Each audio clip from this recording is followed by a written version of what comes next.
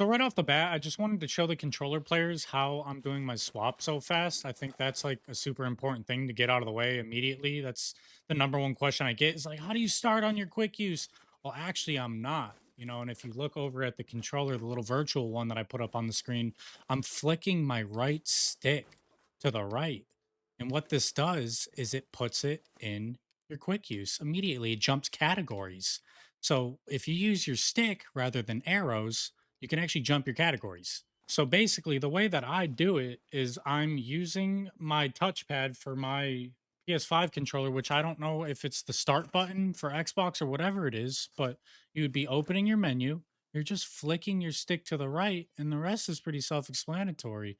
I click it, I go down, and there's two ways to exit your menu. You can either click your menu again to exit it, or what I like to do, because when I'm doing the switch, because my finger is so close to the circle button, which is the back button, the B button for Xbox, I like to just hit that. So I'll like hit the switch because the buttons are right next to each other. And I'm a claw player too. So my thumb never has to leave the analog when I make that switch.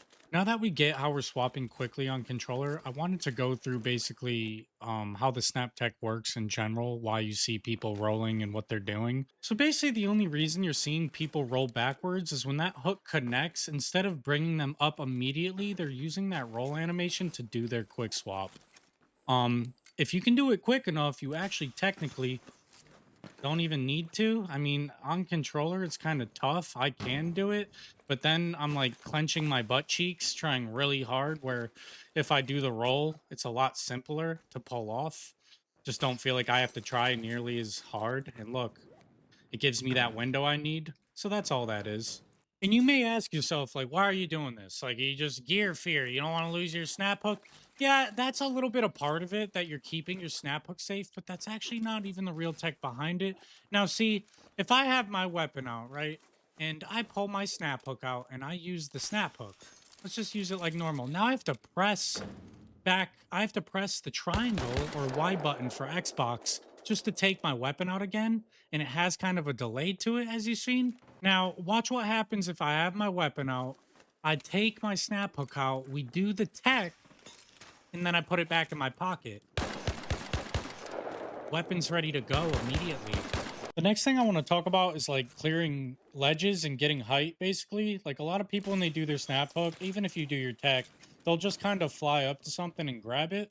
And there's actually tricks to get a lot of height or go into slides, or we're going to get into that now. So if you want to actually be able to clear the ledge so that you're not just grabbing it, whenever you shoot your snap hook, the way that it works to get some height is if you press your jump button, and you don't have to do this on the ground. It can even work later. Like here, let's do it on this to give you guys an example. I'm going to press my jump button very late, almost right before I hit the ledge, so that you guys can see how it's going to give me the height to clear it. And by habit, I held down, and that's my next trick I was going to tell you guys. Let's do one without holding down. Just the jump button. That was pure jump button. And what's cool is we also pressed it really late. I don't think I pressed the jump button until I was almost at the ledge. I was basically like right here in the air before I pressed it. But basically, whenever you press your jump button while you're using the snap hook, it automatically gives you a little bit of vertical. It's going to give you like a few feet. It's even if you're not on the ground. And then a way to kind of double that is if you are on controller, you're going to hold your moving stick back, believe it or not. I don't know why this works that way. I guess because it's like pulling backwards. Like if you have something directly above you and you want to go above the ledge without climbing it, you're going to go ahead and hold back. See what I mean? While pressing your jump button. And this is going to help you clear ledges so that you don't have to climb them and get melted in the middle of your climb. And if you put everything to use so far that I taught you, we should be at this point.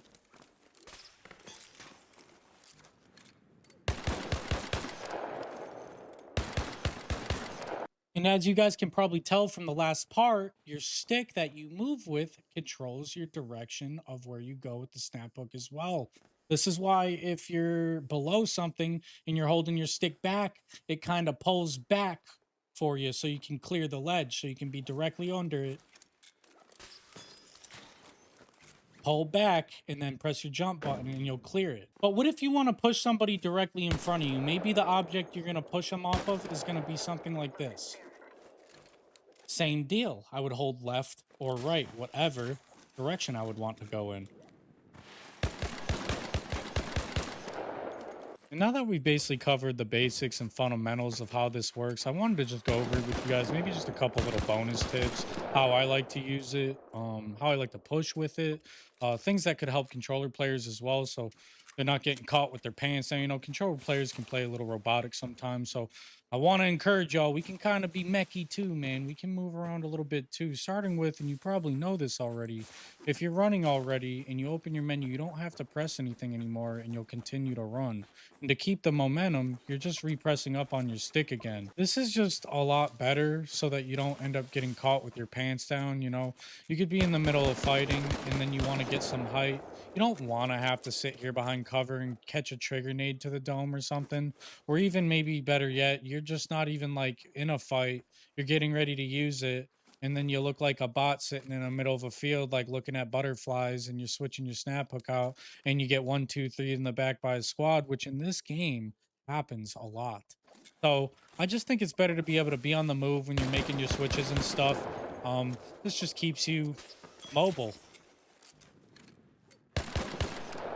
You know, get the high ground on people, flank. Another thing to note with how the snap hook works in general is if you shoot it straight, it has a drop to it and it will catch stuff still. So like if you're against a wall and you shoot it too high, sometimes it can even drop down and still hit it. So you don't have to look necessarily right at the wall. You can shoot like directly above where you're trying to hit. For an example, on the ground, if I wanted to push this dummy, I don't have to actually shoot anything else. I can shoot just right here. The hook will drop and then I can do my tech. Another thing I haven't covered is how you slide off your grapple hook. It seems more easier said than done, but I've actually found from talking to my friends and some people online that they didn't understand like how it's working and why it's not letting them slide after. It seems like a lot of them do it and this is the problem they're having, but they just kind of stop and go into a crouch, and I'll explain exactly why that's happening. I think something that's really important to cover right here is how your movement dead zone works. If you're on controller and you put your movement dead zone to 0, as you notice all my other ones are on 0, um what this is going to do is turn you on a toggle sprint. So you can see if I click sprint and I completely stop putting all inputs in, I don't even have to click the stick forward or click it. I just have to push it forward. And my character kind of stays in a sprint. I just don't like this. You know, when I stop moving and I crouch or whatever, actually, it's not even letting me crouch right now. I don't know if that's bugged or what, but that's just another example of why I wouldn't use that. I keep my movement dead zone on so that I have to click it every time I want something to happen. This kind of just turns it to an auto sprint. So we put the movement enter to 5, and this just means if I stop moving and then I push my stick forward again, I won't be sprinting anymore. I have to actually click it to sprint.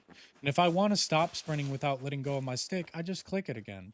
And that's just what I've gotten used to and how I like it. And the way that this would work with sliding, for example, is when you're doing the tech, right?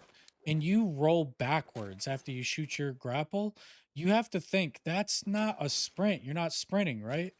You're not in a sprint. So when you do the actual tech, you would have to press sprint to slide, right? Because if you're just walking, you press crouch, you don't slide. Even if I'm walking and I press sprint last second and then slide, see what happens? So it's kind of like you have to be in a running momentum animation to even go into the slide in the first place. Otherwise, you're just going to crouch.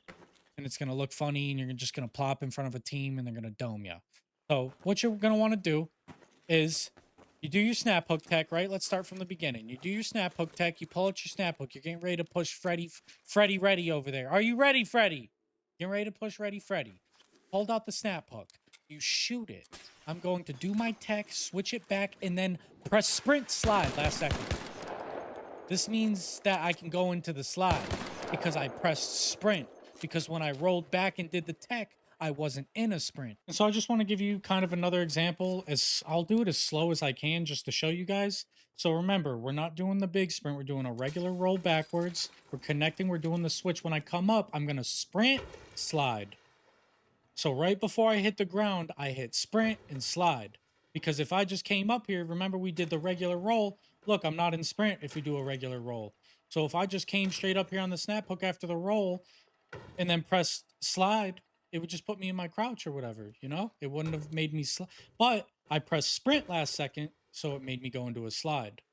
And to end everything off, man, I just wanted to kind of show you guys my controller, my setup, what I'm rocking right now. I have a PS5 DualSense Edge.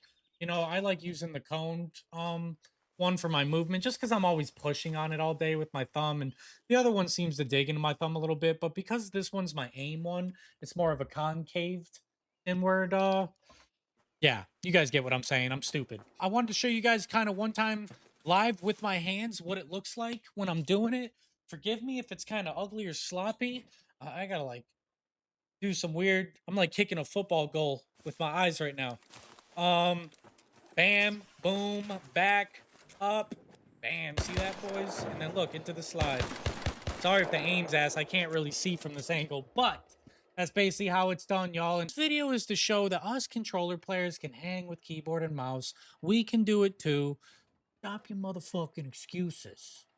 I really hope this video helped a lot of you guys out, especially the controller players, that you're enjoying the art content. And if there's other content you guys might be interested in, whether it might be maybe full raids, you guys might want to see settings videos, guides, maybe you want my opinions on some of the meta weapons, whatever you guys got in mind, if you can shoot those down below in the comments, it means the absolute world to me. All the feedback has, whether it's been rage bait or love or it all means everything to me. Thank you guys so much, and I'll see you on the next one. Hope you all have a blessed evening, morning, night, whatever you got going on. Peace.